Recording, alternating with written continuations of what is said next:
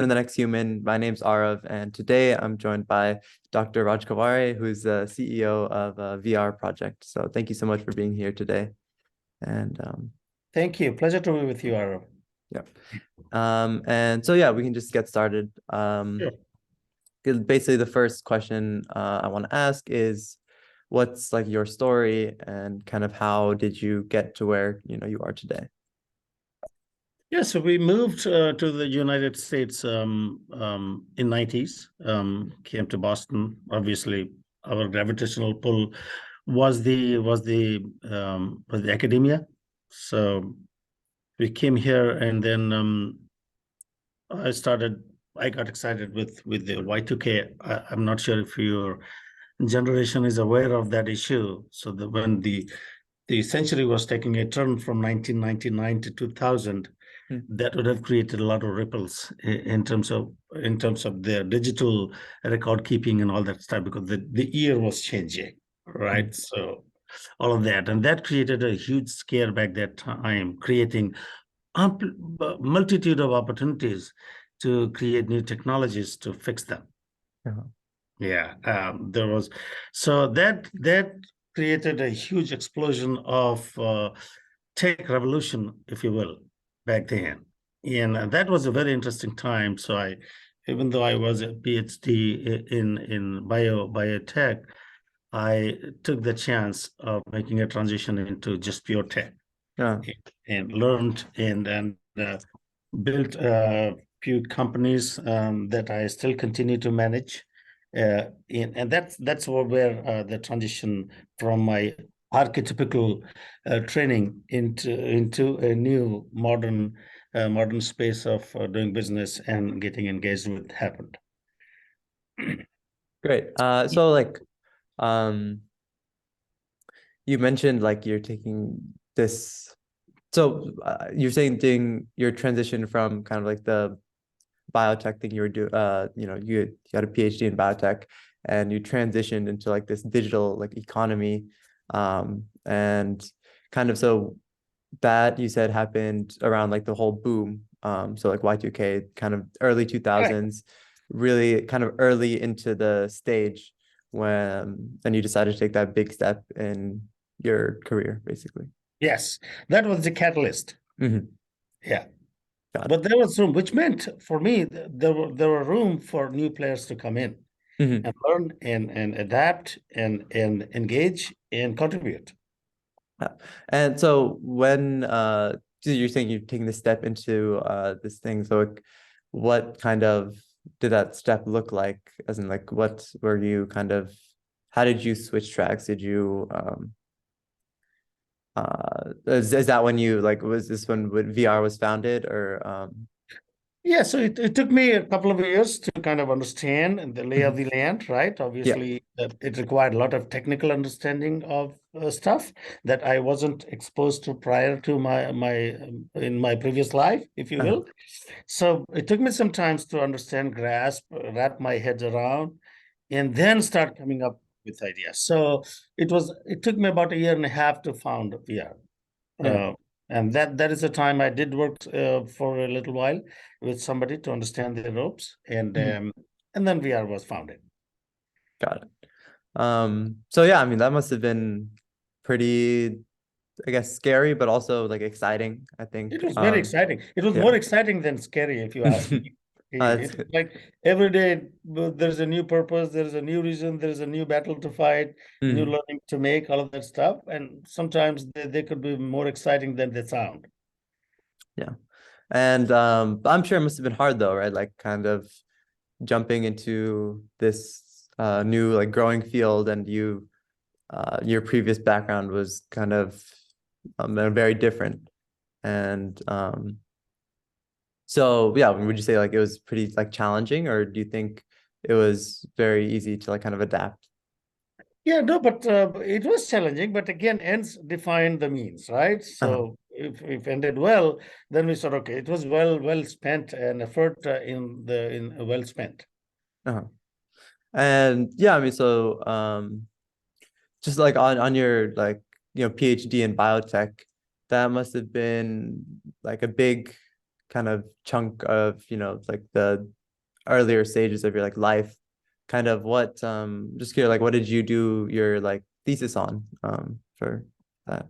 So we were working on a yeast that is more Mm. popular for fermenting ability, Uh-huh. and there are forms of yeasts that cause human diseases as well. Mm. And I worked on a yeast called Candida albicans, and we were studying how many ways we can tame this monster Mm. from causing human diseases. Um, so there are very few of yeast varieties that cause human maladies, and it is one of them. So I characterized what it does, how it does, and how in what many ways and how many ways we can control the disease cycle of this pathogen. Mm. Got it. Yeah. Got it. Great. And so that was, I mean, yeah, I guess that must have also been exciting to you at the time. So Yeah, it was um interesting. yeah. Yeah, I mean, are you still like kind of interested in like biotech? Are you like keeping up with, a lot of cool stuff going on? Absolutely, Yeah. absolutely. I am, and I'm also an investor in that space. So I do invest Yeah. in medical devices. I invest in molecules, right? Mhm. That could solve a lot of human health issues, things of Mhm. that nature. And I continue to look for opportunities to do more, because health probably is one of the main vulnerable components of our life that Uh-huh. needs to be addressed well and protected the best way we can. Yeah. Yeah, And kind of like more on the topic of what you're doing now, do you want to like maybe elaborate on kind of the stuff that like you guys are doing at like VR and yeah, just so VR is a very uh, it plays in the tech space, mhm, continues to play in the tech space. My investment comes from a different arm of a company called VR Capital, part of the VR companies, uh-huh, VR group of companies. So VR does all. So VR grew up as the technology grew, and it mhm, adapted, assimilated, and built expertise with the advent of new technologies as they came in. So got it. VR has multiple wings. It does work on cloud space, it does work on AI ML space. It continues to do some traditional IT as well, as they were. Mhm, Lot of cybersecurity space. I also invest by the token in cybersecurity and generation of technologies that can take on the next level of cyber breach and what have you. mhm, So it continues. So overall, it's a conglomerate, if you will, uh-huh. of various small little companies that focus on either technology or domain to solve their problems. Awesome. So yeah, so I mean you're really um kind of like keeping up with trends and um I guess you're also kind of in a way like facilitating the growth of these new like innovations. So Absolutely. yeah. Staying engaged at different value Mhm, levels, right? So either at the building of new technology or their adoption and the practice mhm. and the delivery. Okay. And yeah, I mean like one thing like is like a lot of like companies and the people I guess will also just kind of manage to get like stuck in like one kind of thing and they won't be able to kind of move on and grow. But it seems like you're kind of able to um stay on top of like moving trends and adapt very efficiently and Absolutely. And quickly. So that's the yeah. most exciting part of this, right? Hmm. You never have a boring downtime. Yeah. Always are keeping up with new stuff, and that keeps you relevant, Uh-huh. right? So relevance is important. Continuing to problem solving is very dear to my own attitudes in life. That Mhm. whatever problems come, even if it's not mine, three generations from as far as I can see from with my mind's eyes, Mhm. I should be able to foresee the problem and try to solve this. Yeah. So that is the commitment to our own lives, and I think that holds true for our generation. That we were the first generation who built that sufficiency to kind of foresee future problems and start solving them ahead of time. Uh-huh. And I mean, so talking about like the future, kind of one field, that's very prominent right now. And you said that VR is already getting into that space, but like the AI ML field, kind of what are you guys doing there? And like how what do you I guess what do you think of its direction and increasing relevance? So AI could mean a lot of different things, Mhm. and still that's a technology is still evolving. Mhm. Um, where we see application of AI and where I invest um, significantly is in disease diagnosis. So AI using all the data, healthcare data, to Mhm. diagnose or sometimes even predict. So predictive diagnostics is Yeah. where we are putting our money in. That a lot of those disease predictions have become very invasive. Can it be done non-invasively ahead of time? Mhm. Can we can we be predictive and prescriptive at the same time? So that's where our focus of AI is. Mhm. AI, I'm also investing in a company that helps manage uh, again through predictive analytics, various ports and airports and all that stuff. You have 20 airports, flights landing, Mhm. or the 10 ships docking in a dockyard. How do Yeah. you space them out? How do you Uh, configure the space so that it doesn't get cramped and chokes the entire bandwidth of material flow? mm, The things of the nature. So solve some mundane day-to-day problem solving and some very, very lofty and futuristic problem solving. Because mhm. AI can fit in well. It just gives you a lens that can zoom in and zoom out. Yeah. So through Um, the play. yeah, I mean, and on the topic of like AI being able to, yeah, being used as like a diagnostic tool, I've like read of kind of in medical imaging and stuff, being able to identify like cancerous tissue um using the AI tools, and also genetic markers to some people, predisposed Yeah, yeah, to certain, absolutely. diseases and stuff. Absolutely. And um, yeah, And I the mean, more we integrate, because now sequencing has become very easy, right? So when mhm, you have just the genetic data, I think we can we can train our AI models in a way where it will predict ahead of time mhm, the vulnerabilities, the healthcare vulnerabilities of individuals. yeah, And people can, that knowledge is sometimes, it could be a difference between life and death. mhm, If taken adequate intervention or adequate measures ahead of time could save lots of lives yeah. and productivity. Also, yeah, also true. Yeah. Yeah. And yeah, I think that's definitely the direction that it's going in, because um like all these major like healthcare companies have just like data upon data and upon data, like, and there's just no downside, I think, to being able to use that data to like predict Absolutely. yeah. And AI is just the beginning, right? Mhm. When imagine, I don't know how long will it take when it culminates into something called quantum computing. Mm.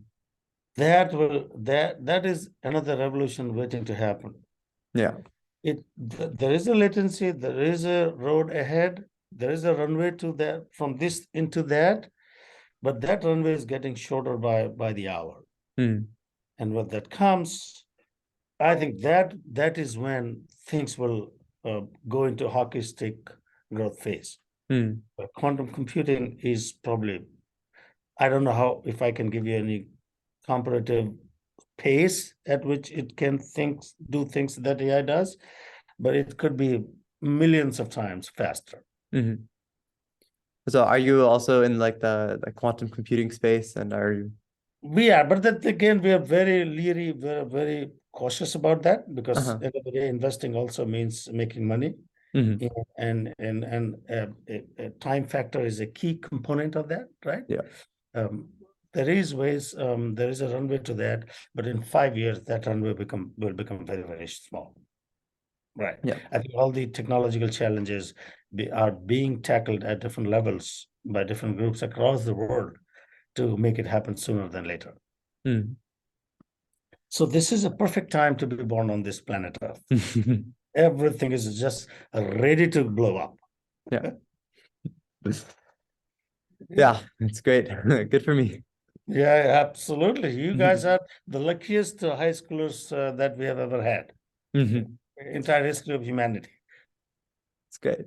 And I think, I mean, it'll only continue to get like better and better. And um, I mean, hopefully, I think we're already starting to see like kind of a overall, like um better, standard of well-being. Everyone is kind of like, being like happier and everything. So Absolutely. So if you look at the history of humanity, right? mhm, The Homo sapiens, humans have been around for about 200,000 years, right?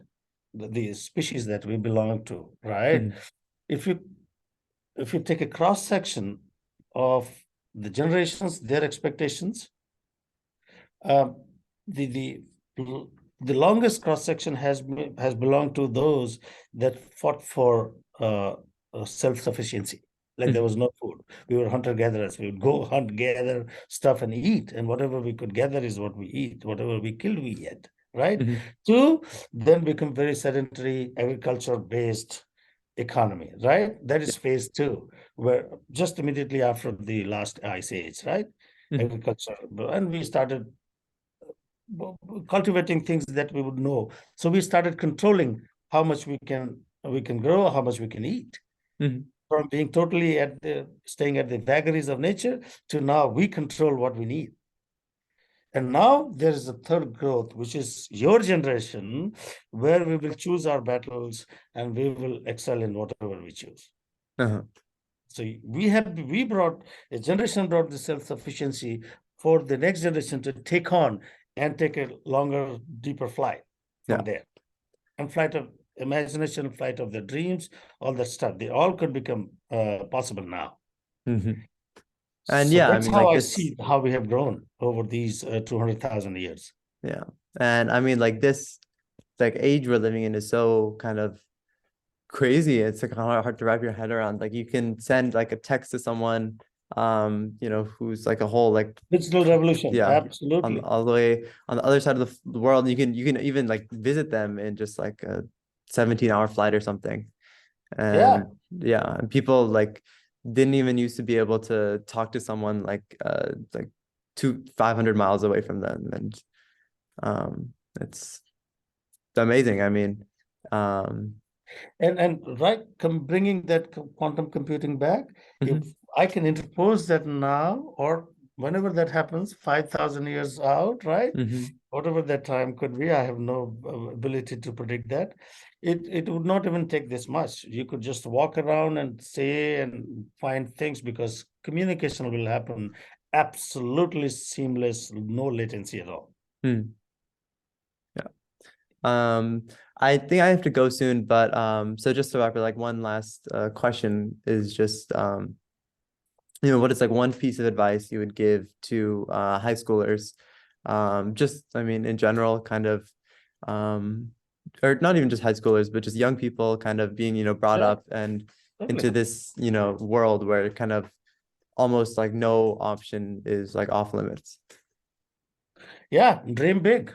Hmm. Anything you dream, like all dreams come true, like Walt Disney used to say, right? Mm. You have the courage to pursue them, all dreams can come true and will come true. Dream big, find a place of your passion, Hmm. and you shall not work a day. Great. Absolutely. All right. Well, thank And you. follow your fears, follow your failures, right? Mhm. That's where you can grow. Great. Well, so thank you for that advice and also for being here today. And yeah, that's it. So thanks. My pleasure, Arab. It was wonderful chatting with you, and I wish you all the best in your high school and even beyond. Great. Thank you. Have a nice day. Bye. Yeah. Bye.